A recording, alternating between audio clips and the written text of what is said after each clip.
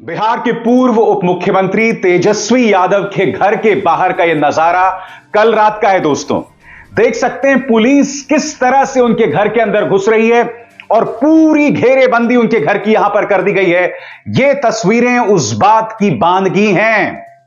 याद कीजिएगा, आज से 4 साल पहले जब विधानसभा चुनाव हुए थे, तेजस्वी यादव मुश्किल से कुछ ही महीनों पहले, मुश्किल से 2 महीने पहले चुनावी मैदान में उतरे थे और वो चुनाव लगभग जीत गए थे। बताया जाता है कि कम से कम 5 से 6 सीटों में नौकरशाहों ने खेला कर दिया था और जीती जिताई बाजी तेजस्वी यादव के हाथ से छीन ली गई थी। मगर बावजूद उसके तेजस्वी यादव की आरजेडी सबसे बड़े दल के तौर पर उभरी थी। जहां जहां तेजस्वी जा रहे थे उन्हें जबरदस्त प्रतिक्रिया मिल रही थी। वो उसी वक्त से युवाओं में नौकरी को लेकर एक संवाद पैदा करने की कोशिश कर रहे थे।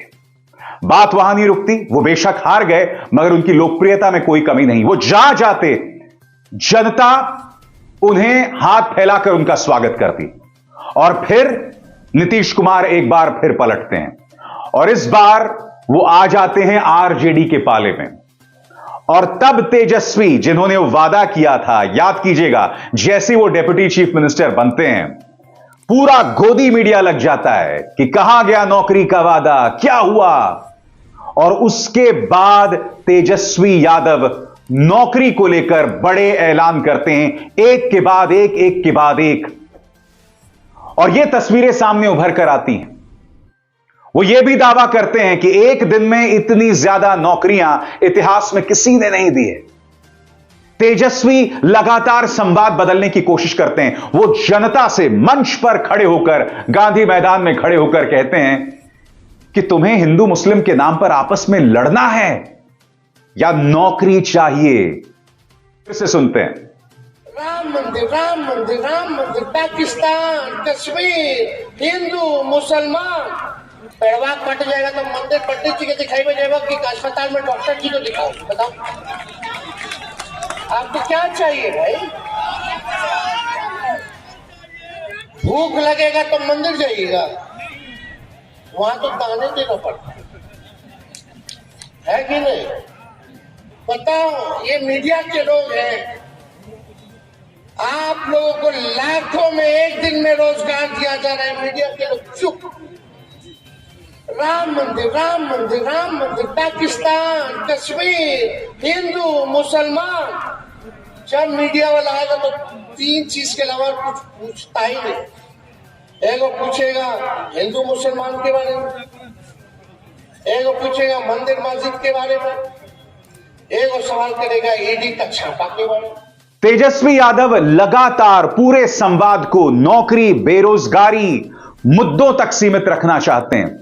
यहां तक कि जब राम मंदिर को लेकर आंदोलन चरम पर था, तापमान चरम पर था, तब उन्होंने एक बहुत सामान्य सी बात कही थी कि जब आप बीमार पड़ेंगे तो आप कहां जाएंगे? मंदिर जाएंगे या अस्पताल जाएंगे?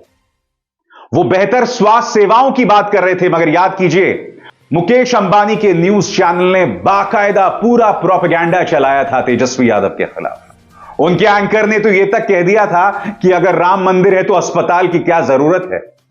अगर तेजस्वी यादव का वो भाषण, उसकी वजह से भाजपा और गोदी मीडिया को जबरदस्त मिर्ची लगी थी। याद कीजिए उन्होंने क्या कहा था, सुनते हैं फिर से।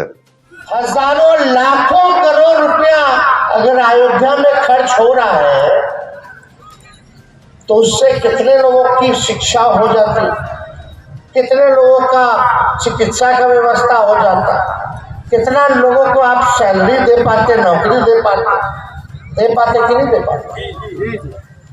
राम को क्या चाहिए, भगवान को क्या चाहिए कि भाई सब लोग खुश रहे, सुखी रहे, संपन्न रहे, यही ना चाहते भाई।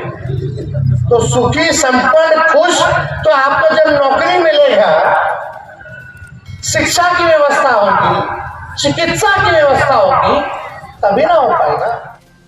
कहने का अर्थ क्या है दोस्तों? मैं बार बार आपको यह क्यों दिखला रहा हूं? वो इसलिए दिखला रहा हूं कि तेजस्वी यादव अपने अंदाज में अपनी मौजूदगी दर्ज कर रहे थे। यहां तक कि जब नीतीश कुमार ने भी उनका साथ छोड़ा तब वे उन्हें गरियाए नहीं, उन्हें गाली नहीं दी। उन्होंने कहा कि वो हमारे आदरणीय हैं, मगर हां एक बात स्पष्ट तौर पर कही कि 2024 का चुनाव नीतीश कुमार और जनता दल यूनाइटेड के खात्मे का चुनाव होने वाला है। वो लगातार तब भी मुद्दों पर बने रहे। वो नाराज हो सकते थे, उनमें बौखलाहट हो सकती थी, मगर वो नहीं हुए। और आज की तारीख में अगर हम तमाम क्षेत्रीय नेताओं की बात करें, खासकर हिंदी हार्टलैंड में, हिंदी भाषी प्रदेशों में, तो तेजस्वी का मुकाम लगातार बढ़ रहा है। मैं एक बात स्पष्ट कर दूं, दो यादव नेता हैं, अखिलेश यादव और तेजस्वी यादव। ये दोनों नेता इसलिए हैं क्योंकि इन दोनों के पिता राजनीति के दिग्गज होते थे, एक उत्तर प्रदेश और एक बिहार के। इस बात को नजरअंदाज नहीं किया जा सकता कि अगर इनके पिता नहीं होते तो शायद राजनीति में ना तेजस्वी का ऐसा मुकाम होता, ना अखिलेश का। मगर फर्क क्या, मैं आपको बताता हूं। फर्क यह है कि तेजस्वी यादव ने लगातार मेहनत की। एक और फर्क अखिलेश और तेजस्वी में क्या दिखाई देता है, अखिलेश यादव पर कोई भी गंभीर केस नहीं है जिसको लेकर गिरफ्तारी की तलवार लटक रही है। याद कीजिएगा, जैसे ही नीतीश कुमार पाला बदलते हैं, सबसे पहले ईडी बुलाती है लालू प्रसाद यादव को और उसके अगले ही दिन तेजस्वी यादव को बुलाती है। सुगबुगाहट इस बात को लेकर है कि किसी बड़े नेता को एक बार फिर गिरफ्तार किया जा सकता है, और गाज जिन नेताओं पर गिरने वाली है उनमें से एक तेजस्वी यादव भी हो सकते हैं। या तो तेजस्वी यादव, या राहुल गांधी, या अरविंद केजरीवाल। क्यों? क्योंकि तेजस्वी यादव झुकने को तैयार नहीं है। और इन तीन नेताओं में मैं कम से कम दो नेताओं पर दावे के साथ कह सकता हूं कि ये लोग भाजपा के सामने नहीं झुकेंगे, एक तो तेजस्वी और दूसरे राहुल गांधी। अब बताया जा रहा है, खबरों का बाजार इस बात को लेकर गर्म है कि अरविंद केजरीवाल पर यह दबाव है कि आप दिल्ली में कांग्रेस के साथ गठबंधन ना करें। यह भी कहा जा रहा है कि अगर आप नहीं चाहते हैं आपकी गिरफ्तारी हो तो आप गठबंधन ना करें। अब भविष्य में क्या होता है देखते हैं दोस्तों, क्योंकि अभी थोड़ा सा वक्त बाकी है। मगर एक बात तय है, ना तेजस्वी ना राहुल दोनों समझौता नहीं करने वाले, और इस वजह से उनका जो कोर वोट बैंक है उनमें उनका मुकाम लगातार बढ़ रहा है। मैं आपसे एक सवाल पूछना चाहता हूं। एक तरफ तो राम मंदिर की जो लहर है उसको लेकर भाजपा यह कहती है 400 सीटें मिल जाएंगी, मगर फिर उन्हें पलटी मारने वाले नीतीश का सहारा लेने की क्यों जरूरत पड़ती है? वो नीतीश जिनको पानी पी पी कर गाली दी थी प्रधानमंत्री नरेंद्र मोदी, सम्राट चौधरी, स्मृति ईरानी ने यह कहा था कि महिलाओं का अपमान किया इन्होंने। मैं नहीं भूला हूं भाजपा की जो महिला विधायक है वो विधानसभा के बाहर आंसू बहा रही थी कि ये कैसा मुख्यमंत्री है, महिलाओं के बारे में क्या क्या नहीं कहता है। आज उसी भाजपा ने नीतीश कुमार को अपने सिर पर बिठा लिया है। वो सम्राट चौधरी जो कहते थे कि भाई ये मुरैठा, ये पगड़ी तभी हटेगी जब नीतीश कुमार हटेंगे। सब्सक्राइब कीजिए न्यूज रिएक्शन चैनल को और प्रेस कीजिए नोटिफिकेशन बेल को ताकि आप पास के लेटेस्ट न्यूज अपडेट्स सबसे पहले